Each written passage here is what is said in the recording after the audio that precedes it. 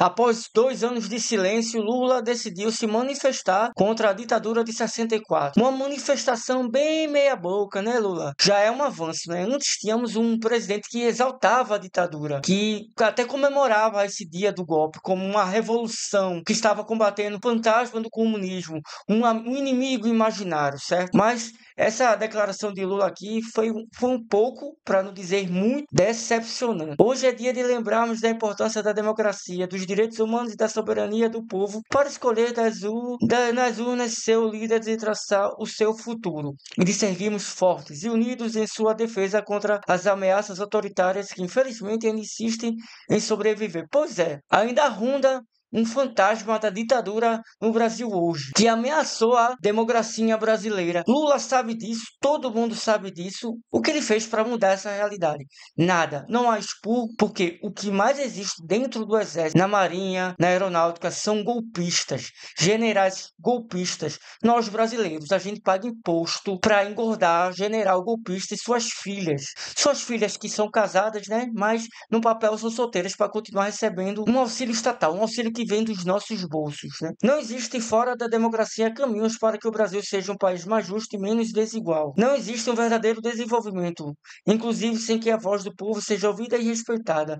Não existe justiça sem a garantia de que as instituições sejam sólidas, harmônicas e independentes. Pois é, o que deixou Lula em silêncio esses 2 anos? O que deixou Lula refém do exército golpista brasileiro? Lembrando que Lula tem como seu ministro da Defesa José Múcio, que é um golpista. Ele que pediu para Lula assinar o GLO, a garantia de lei e de ordem. O que aconteceria após Lula assinar o GLO? O golpe estava dado. José Múcio foi o mesmo que foi no Roda Viva dizer que não foi tentativa de golpe, que golpe precisava de exército, precisava de forças armadas, como se golpe militar fosse dado apenas num dia, não tivesse toda uma preparação por trás. José Múcio sabe disso, mas se faz de doido. E Lula, com essa velha tática de conciliação de classe, continua de olhos vendados, fingindo que não vê nada, continua sem tentar fazer um movimento para que mude alguma coisa dentro do exército.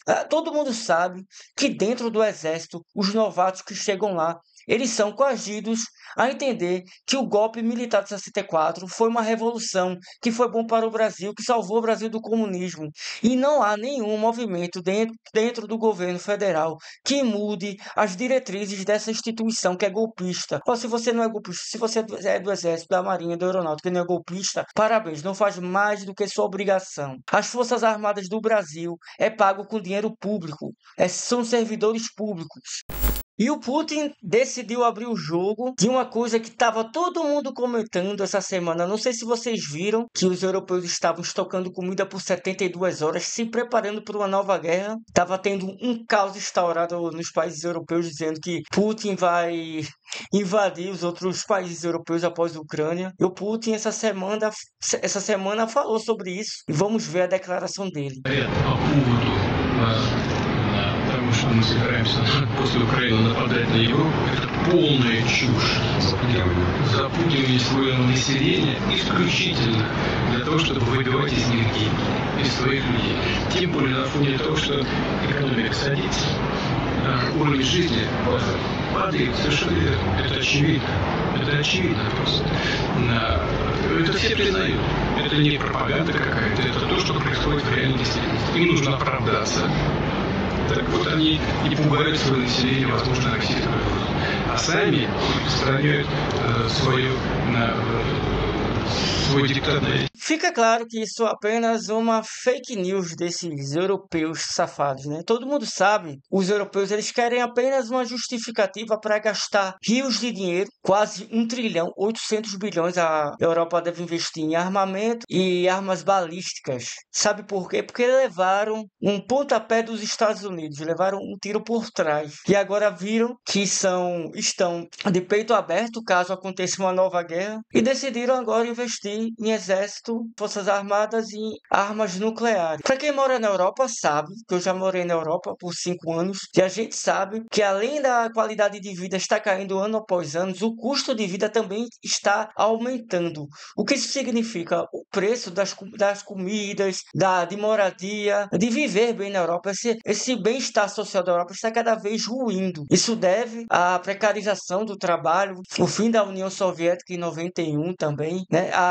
O neoliberalismo que está cada vez mais avançando na Europa, né? Diferente do que os brasileiros patriotas brasileiros que são bombardeados de fake news, reproduzem fake news, a Europa vive gastando muito dinheiro. Eles não vivem em equilíbrio fiscal. Não, eles vão gastar dinheiro com guerra. E quando a conta chegar, que o trabalhador se vê cada vez mais precarizado, ele tem que colocar um inimigo a ser abatido. E nunca é o neoliberalismo, nunca é o capitalismo, sempre é um outro fator determinante da precarização do trabalho. E nesse caso é o imigrante.